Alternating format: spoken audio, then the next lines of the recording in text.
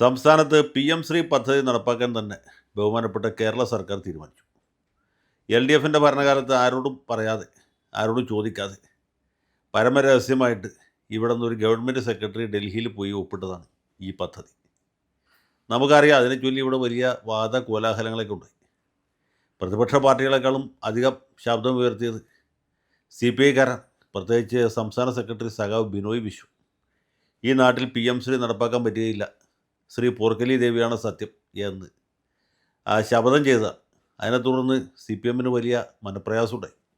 ഇത് നടപ്പാക്കിയില്ലെങ്കിൽ ഫണ്ട് കിട്ടുകയില്ല എന്ന് പറഞ്ഞ് മനസ്സിലാക്കാൻ പരമാവധി ശ്രമിച്ചു.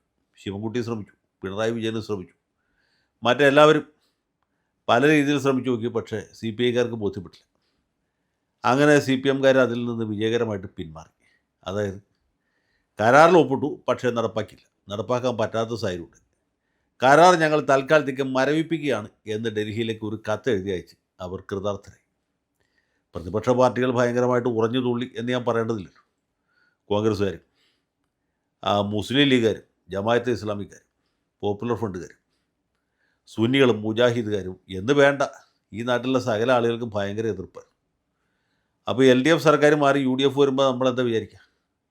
ഈ ശിവൻകുട്ടിയുടെ കരാറെടുത്ത് അറബിക്കടലിൽ വലിച്ചെറിഞ്ഞിടും ഇല്ലേ, ശംഖം മുഖത്ത് കൊണ്ടുപോയിട്ട് സതീശനും ഷംസുദ്ദീനും കൂടി ഇത് കടലിലേക്ക് എറിഞ്ഞ് കളയുമെന്നാണ്.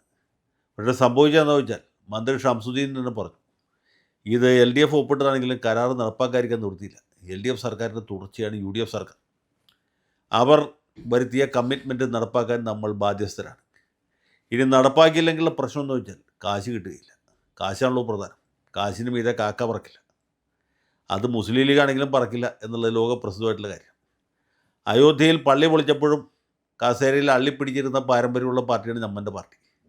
അപ്പോൾ നമ്മളെ സംബന്ധിച്ചിടത്തോളം ഈ 10 കൊല്ലത്തെ പ്രതിപക്ഷത്തിരുന്ന് ക്ഷീണിച്ച് മെലിഞ്ഞ് വല്ലാതെയായി പോയ ഒരു പാർട്ടിയാണ് ഇപ്പോൾ അധികാരത്തിൽ വന്നിട്ടുള്ളത്. ഉള്ള അധികാരം നിലനിർത്തുക എന്നുള്ള വളരെ പ്രധാനപ്പെട്ട കാര്യമാണ്. മാത്രമല്ല, ഇന്ത്യ രാജ്യത്തെ ബാക്കി 27 സംസ്ഥാനങ്ങൾ നടപ്പാക്കിയ ഒരു പദ്ധതി കേരളത്തിൽ മാത്രം നടപ്പാക്കാൻ പറ്റില്ല എന്ന് പറഞ്ഞാലും ഒരു ആഭംഗിയുണ്ട്. ഇന്ത്യ രാജ്യത്തിൻ്റെ ഭാഗമാണ് കേരളം. അതുകൊണ്ട് കേന്ദ്രത്തിൽ നിന്ന് ഫണ്ട് കിട്ടണമെങ്കിൽ ഇങ്ങനെ പല കടലാസിലും ഒപ്പിട്ട് കൊടുക്കേണ്ടതായിട്ട് വരും. ഇങ്ങനെ പല കാര്യങ്ങളും കണ്ടില്ല എന്ന് നടിക്കേണ്ടതായിട്ട് വരും. അതുകൊണ്ടുള്ള സത്യപ്രതിജ്ഞയ്ക്ക് പോയപ്പോൾ ഷംസുദ്ദീനും ഷാജിയും എന്തിന് കുഞ്ഞാലിക്കുട്ടി സാഹിബ് പറയും തൊപ്പി വയ്ക്കാതെ പോയത്, അല്ലെങ്കിൽ തൊപ്പിയില്ലാതെ ലീഗുകാർ സത്യപ്രതിജ്ഞ ചെയ്ത ചരിത്രമുണ്ട്. അപ്പോൾ തൊപ്പി അത്ര അനിവാര്യമല്ല, ഭരണമാണ് പ്രധാനം. വന്ദേമാതരം കേട്ടപ്പോൾ പാണക്കാട് തങ്ങളടക്കമുള്ള ആളുകൾ എഴുന്നേറ്റ് അതിനോട് ആദരവ് പ്രകടിപ്പിച്ചു. അതുകൊണ്ടാണ്, വന്ദേമാതരത്തോടുള്ള സ്നേഹം കൊണ്ടല്ല, ഭരണം അത്ര അത്യാവശ്യമുള്ളതുകൊണ്ടാണ്. അപ്പോൾ ഇങ്ങനെയൊക്കെ ചില അഡ്ജസ്റ്റ്മെൻറ്റുകൾ ഈ നാട്ടിൽ നടത്തേണ്ടി വരും. ഇന്ത്യൻ ഭരണഘടനയോട് സ്നേഹം ഉണ്ടായിട്ടോ, ജനാധിപത്യ സംവിധാനത്തോട് കൂറുണ്ടായിട്ടാണോ? അല്ല. അതൊക്കെ നമ്മൾ ഇങ്ങനെ ഇതൊക്കെ ഒരു സംവിധാനത്തിൻ്റെ ഭാഗമായിട്ട് പ്രവർത്തിക്കുമ്പോൾ ഇങ്ങനെ പലതും ചെയ്യേണ്ടതായിട്ട് വരും. അങ്ങനെ ലീഗുകാർ ഈ യാഥാർത്ഥ്യം അംഗീകരിക്കാൻ തയ്യാറായി. പക്ഷേ ബാക്കിയുള്ളവർ അംഗീകരിക്കാൻ തയ്യാറായിട്ടില്ല. കാന്തപുരം മുസ്ലിയാർക്ക് ഇപ്പോഴും അതിൻ്റെ ലോജിക്ക് മനസ്സിലായിട്ടില്ല. എന്തിന് EK സമസ്തയിലുള്ള മുസ്ലിയാക്കന്മാർക്കും മനസ്സിലായിട്ടില്ല. ജമാഅത്തെ ഇസ്ലാമിക്കാർക്ക് മനസ്സിലാവുന്ന പ്രശ്നമേ ഇല്ല. മാധ്യമവും പത്രാധിപനും അല്ലെങ്കിൽ മീഡിയ വൺ ചാനലിൽ അടുപ്പൂട്ടി ചർച്ച നടത്തുന്ന ആളുകൾക്കോ ഇതിൻ്റെ ലോജിക്ക് മനസ്സിലായിട്ടില്ല. പിന്നെ അവർ മിടുക്കന്മാരായതുകൊണ്ട്, ബുദ്ധിമാന്മാരായതുകൊണ്ട് ഇത് LDF ഒപ്പിട്ട കരാറാണ്, നടപ്പാക്കാൻ നമ്മുടെ ആൾക്കാർ നിർബന്ധിതരായി എന്ന ഒരു സ്റ്റാൻഡിൽ നിൽക്കുകയാണ്. അതുകൊണ്ട് കാശല്ല പ്രശ്നം, ഇത് ഒരു ഭരണഘടനാപരമായ കമ്മിറ്റ്മെൻ്റായിപ്പോയി. ഒരിക്കൽ നമ്മളതിൽ ഒപ്പിട്ട് കഴിഞ്ഞാൽ പിന്നെ അതിൽ നിന്ന് ഊരാൻ പറ്റുകയില്ല. ഏതാണ്ട് അലൂമിനിയം കുടത്തിൽ തലയിട്ട പട്ടിയുടെ അവസ്ഥയിലാണ് കേരള സർക്കാർ, മുസ്ലിം ലീഗും എന്നുള്ളതാണ് അവരുടെ ഒരു ഭാഷ.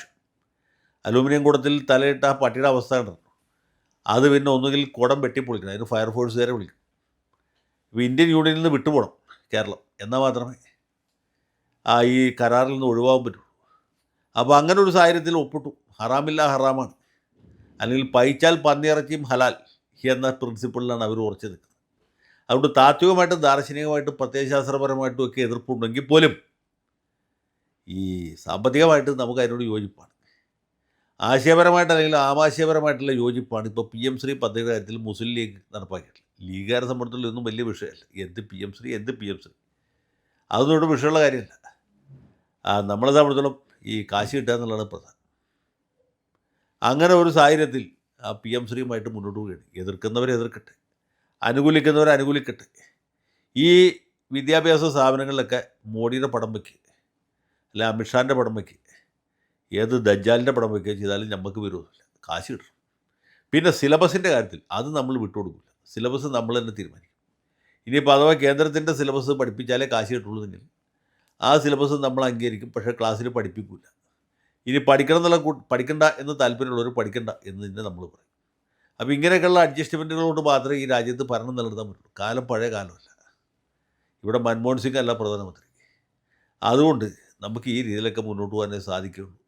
ഏതായാലും PM ശ്രീയുമായിട്ട് മുന്നോട്ട് പോകാൻ തീരുമാനിച്ചാൽ നമ്മുടെ ഷംസുദ്ദീൻ സാഹിബിനും കുഞ്ഞാലി സാഹിബിനും മറ്റെല്ലാ സാഹിബന്മാർക്കും നമ്മുടെ ലാൽ സലാം, പച്ച സലാം.